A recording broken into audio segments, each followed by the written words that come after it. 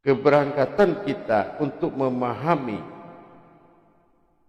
melihat dan memandang adalah suatu tujuan yang banyak disalahpahamkan tentang kata-kata ma'rifat. Pemakaian ma'rifat ini seseorang merasa dia memandang, mata batinnya memandang. Ini kebenarannya belum mutlak. Di sini kita melihat dalam kata pandang dan kata lihat ini terjadi dari dua kodrat ketuhanan, kodrat Tuhan dan kodrat ketuhanannya sendiri. Yang mana kodrat Tuhan itu memandang, sementara ketuhanan itu adalah melihat. Melihat dan memandang penglihatan sendiri itu membutuhkan kebenaran yang sangat kuat. Menyaksikan pandangan itu timbulnya suatu penglihatan. Melihat yang tidak terlihat itu. Ada tiga perkara yang menjadi sengketa batin bagi umat. Sengketa batin yang dimaksud adalah melihat batin yang tidak terlihat. Melihat hayat yang tidak terlihat. Dan melihat rahasia yang tidak terlihat. Ini dibutuhkan pelita dari penglihatan itu sendiri yang disebut dengan pandang. Mendirikan pelita penglihatan disebut dengan pandang. Inilah satu kesatuan. Karena tiga kodrat yang tidak bisa kita lihat adalah memiliki posisi yang tidak terjangkau. Pertama dilihat dikatakan dengan batin. Batin itu adalah sesuatu ketinggian yang tidak terjangkau oleh pikiran. Tidak terjangkau oleh akal. Ini ketinggian yang sangat luar biasa yang tidak mampu dicapai oleh akal. Maka pandanganlah yang bisa menembus itu. Yang kedua adalah hayat yang tidak bisa dilihat. Dan dia berada dalam kejauhan yang sangat mampu dicapai hanya oleh pandangan. Pandangan itulah yang mampu melihat, yaitu penglihatan yang sangat jauh. Kejauhan hayat hanya mampu dipandang, bukan hanya dilihat. Begitu juga yang ketiga, rahasia daripada Allah. Melihat rahasia itu hanya kodrat dari rahasia itu sendiri. Kedalaman yang sangat dalam yang tak terhingga adalah rahasia Allah. Untuk menatap kepada ketiga kan, wujud yang tiga yang menjadi pokok sasaran mata hati, mata batin, hanya bisa dilihat oleh pandangan itu sendiri. Kejauhan dan ketinggian serta kedalaman itu hanya mampu dilihat oleh pandangan itu sendiri.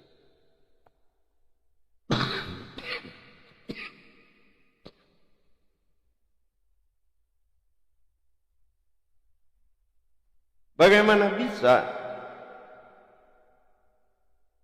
tiga perkara tadi telah dibayangkan dalam suatu pertanda dalam Al-Quran?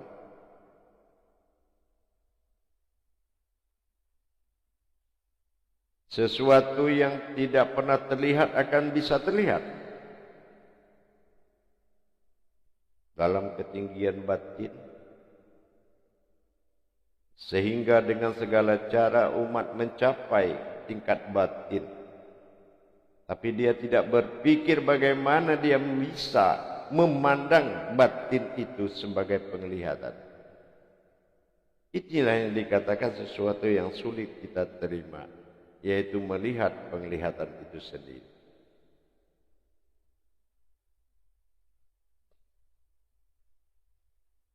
Kejauhan hayat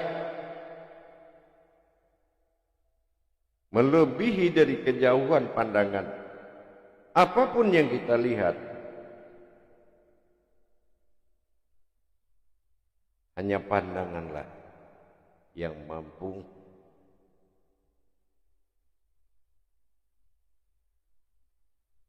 begitu juga sebalik. Kedalaman rahasia Allah hanya mampu dipandang.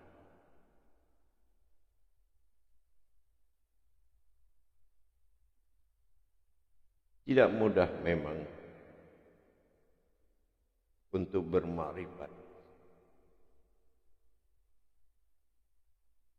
kecuali menjadi makrifat itu sendiri.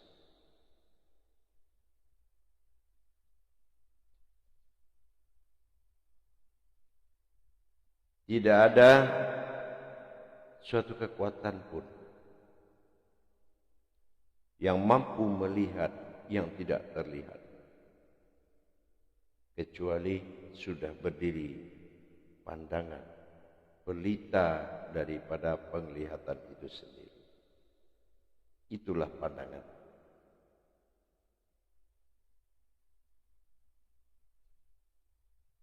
Dinamakan dengan pelita pandang. Kejauhan dan ketinggian serta kedalaman dalam posisi tingkat kerahasiaan, tingkat batin dan tingkat hayat.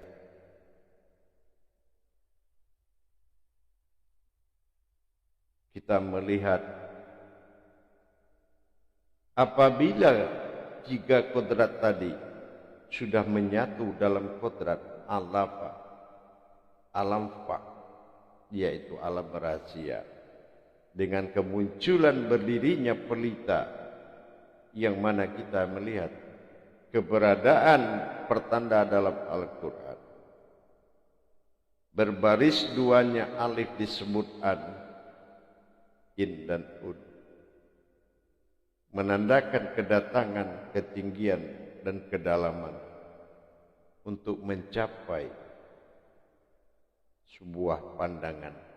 Maka disinilah akan menjadi suatu kata. Ini yang disampaikan dengan kalam ainun, yang mana kodrat ketinggian dalam kodrat an, kejauhan dalam kodrat id, serta kedalaman dalam kodrat un. Makomnya batin, ketinggian yang tidak tercapai oleh penglihatan. Hidup hayat yang tidak tercapai oleh kejauhan oleh penglihatan. Dan sirnya Allah, rahasia yang tidak bisa dicapai oleh penglihatan, kejauhan, kecuali menyatunya penglihatan yang tiga tersebut. Batin an, batin in dan batin un akan menyatu menjadi tubuh pandang. Ini yang dikatakan ainun sabita. Dengan ainun sabita ini berupalah wujud pelita tersebut. Pelita pandang akan masuk dalam wujud jauhar yang muncul pada sabita. Basitah akan menjadi sabitah, terlihat dalam wujud ayan kerajiahnya Allah. Nur kasiyah muncul dari alif nafsun natijah. Dengan demikian anak akan berwujud. Barulah kita bisa dikatakan melihat yang tidak terlihat adalah pandangan yang melihat yang tidak terlihat menjadi terlihat.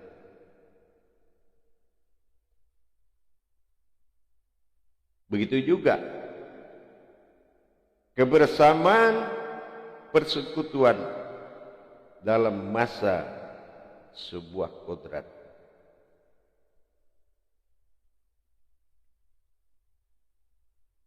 Inilah yang kita lihat titik kebenaran.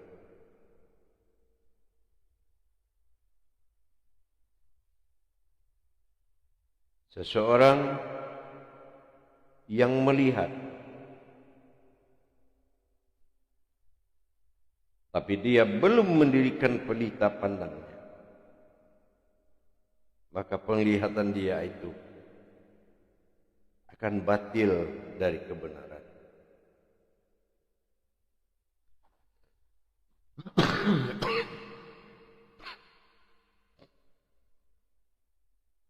Dia tidak akan melihat yang sesungguhnya.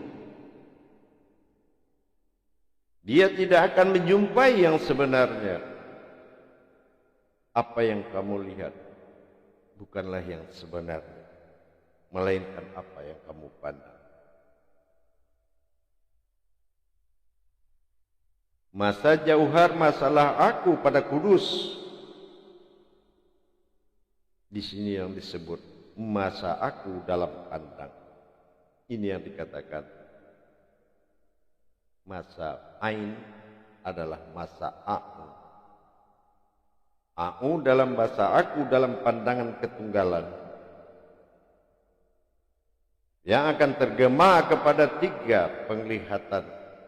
Sehingga yang 3 itu melalui diri pandang, jauhar berdiri menatap kepada 3 kodrat rahasia yang tidak bisa dipandang. Maka semua akan nyata kalau dia sudah terhimpun dalam diri satu. Terlihat dalam wujud ayan kerajiah yang disebut dengan kalam nur kasiyah.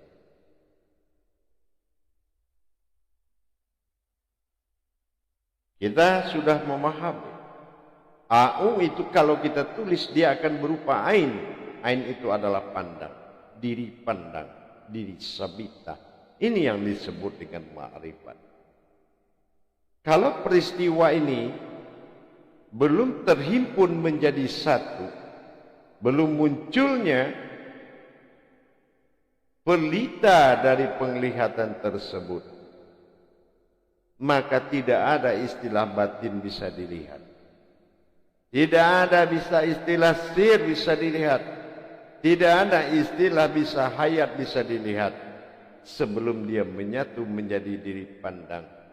Dikatakan sabita. Hanya penglihatan. Hanya batin yang mampu melihat batin. Hanya hayat yang mampu melihat hayat. Dan hanya sir yang mampu melihat sir. Dalam bahasa melihat, dilihat dan terlihat, berdirilah sebuah kodrat yang arif. Kodrat arif adalah kodrat sirnya Allah dalam kewalian. Sebuah wujud yang tidak diketahui mawujudnya, yang tidak berasma mawujudnya, adalah wujud. Inilah wujudullah disebut kewalian. Ini yang disebut dengan arif. Terlihatnya arif itu menjadi kodrat diri ma'rifat. Ini yang dikatakan ma'rifat. Makhammatul arifan. Terlihatnya arifnya Allah. Arifnya Allah adalah wujudnya Allah. Maka dikatakan melihat Allah. Terlihat Allah. Dan yang melihat Allah. Proses untuk mendapatkan peristiwa itu. Tentu dengan menjalankan tingkat kata menuju gema. Ketunggalan pandangan menjadi gema halus yang menimbulkan adanya batin. Munculnya batin terlihat, munculnya sir terlihat, munculnya hayat terlihat apabila dia telah menyatu menjadi diri pandang. Hanya pandanganlah yang mampu melihat penglihatan itu sendiri. Maka bisalah ditetapkan sebuah diri jauhar Basita betul-betul telah mewujud menjadi diri pandang dalam tingkat AU, yang mana aftar telah terlihat dia menjadi nyata, sementara domahu adalah hakikat hakikinya. Hakikinya diri yang terlihat adalah AU yang disebut dengan aku, sementara ditulis dalam kalam ain. Maka diri pandang. Semua itu adalah pandangan. Penglihatan yang dilihat oleh pandangan. Hanya pandanganlah yang mampu melihat penglihatan itu sendiri. Inilah yang menjadikan tidak ada yang memandang dan siapa yang dilihat dan siapa yang dilihat dan siapa yang melihat. Karena ini perbuatan keakuannya pada ketuhanannya disebut dengan A. Menggemakan, mentajalikan dalam mengalami peristiwa itu, maka terbukalah hijab seseorang. Kalau batin itu sudah nyata pada pandangan, maka batin akan mampu melihat batin. Kalau hayat itu sudah nyata pada diri pandang, maka hayat itu mampu dia melihat hayat. Begitu juga dengan sir atau rahasia. Kalau rahasia itu sudah nyata pada diri pandang, maka dia akan mampu melihat rahasia tersebut.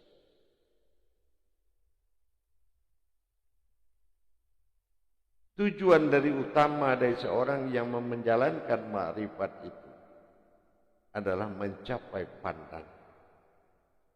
Sebelum dia menjadi pandangan itu, dan apapun upaya dia untuk bisa melihat dan memandang, tidak akan pernah tercapai sebelum dia menjadi pandangan itu sendiri untuk melihat penglihatan. Semua ini adalah batin yang terlihat.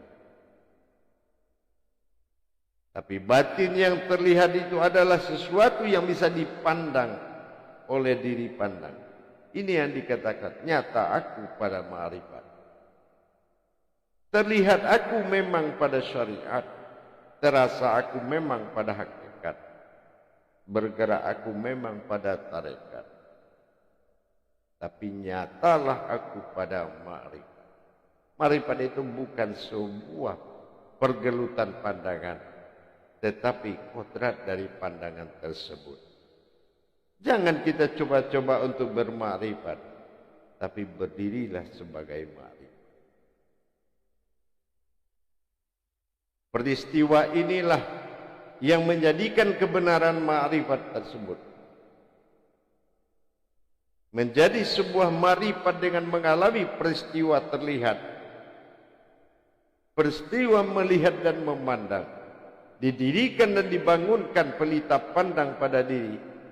Maka pelita pandang ini, jauhar itu akan tumbuh dalam makom melihat. Sehingga batin an sebagai penghulu dari segala batin dinamakan penglihatan ain.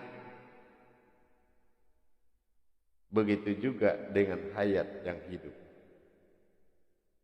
Munculnya hayat, nyatanya hayat, maka dia akan mampu melihat yang tidak nyata. Sebaliknya dengan rahasia seperti itu. Setelah rahasia itu nyata, dia mampu akan melihat kenyataan tersebut. Rahasia itu, karena tidak ada yang bisa bersembunyi dalam pandangan. Sulit memang membangun pelita pandang untuk bisa melihat hal yang tidak terlihat. Memang tidak semudah itu. Tapi kebenaran tetap akan menjadi sebuah kebenaran. Bagaimana bisa kita mengkaji asal usul kalau kita tidak pernah melihat? Dan bagaimana bisa kita mengadakan pensaksian kalau kita juga belum pernah melihat. Inilah diri pandang, ainun sabita, yang dilihat wujud ayan kerajia. Rupa-rupa dari pandang itu adalah penglihatan. Semua penglihatan, tangan pun bisa melihat, kaki bisa melihat, semua adalah ainun sabita.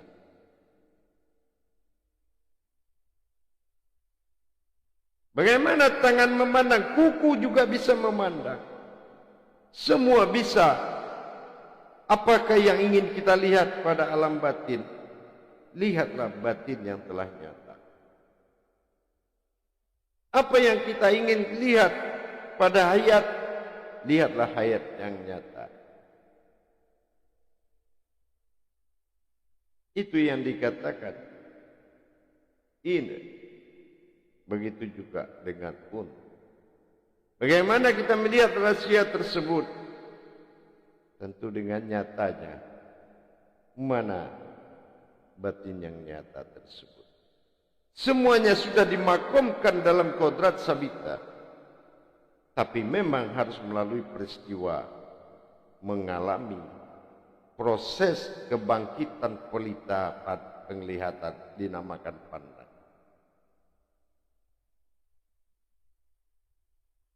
Pandangan itu memiliki keakuan disebut au atau aku. Apabila kita lari dari ketuhanan dalam memandang, maka akan timbul kekejaman setan, sifat yang paling kejam, yang melebihi semua yang terkejam. Inilah kalau pandangan ini sudah ditunggangi oleh akal.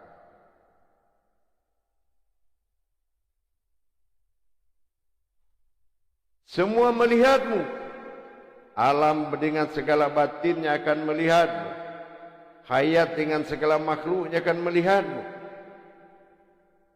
Dan kita akan mampu melihatnya. Karena zahir dari penglihatan itu mampu melihat batin dari penglihatan.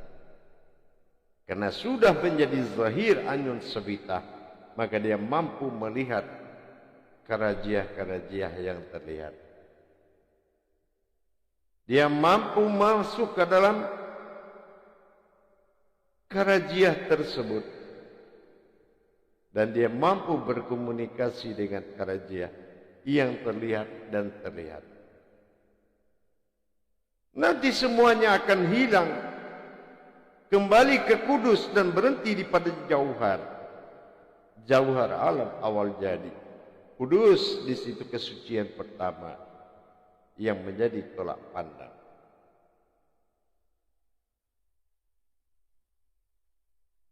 Maka para hadirin dan hadirat, tidak mudah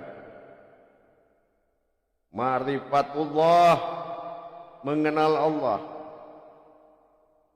Tapi kita tidak bisa mengikuti proses peristiwa terhadap ma'rifat itu. Maka dikatakan ma'rifatnya Allah. Dan Allah itu adalah ma'rifat. Inilah puncak kebenaran.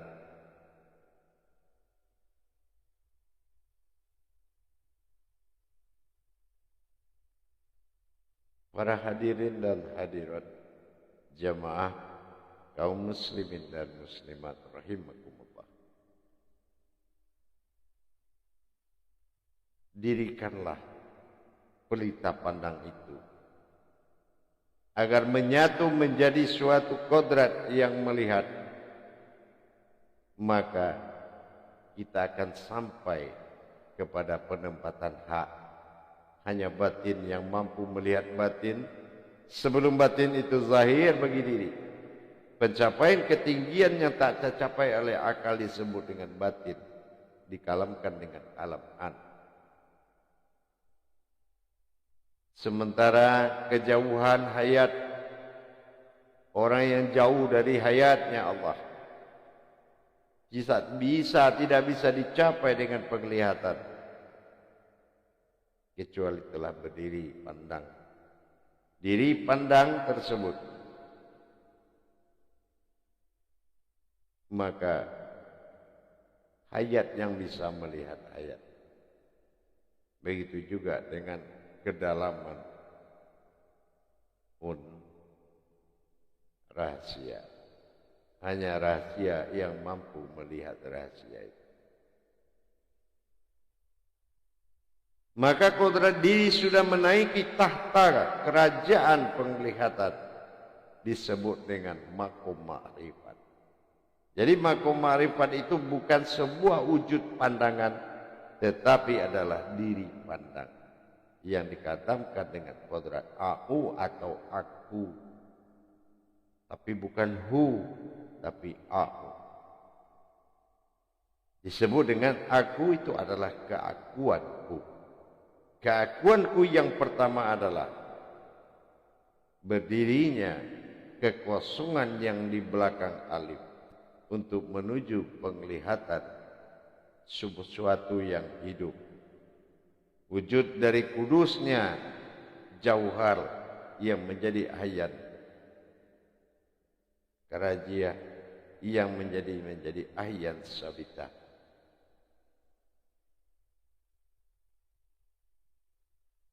Ahyan sabita adalah yang dilihat, dan ahyan karajiah itu adalah yang melihat.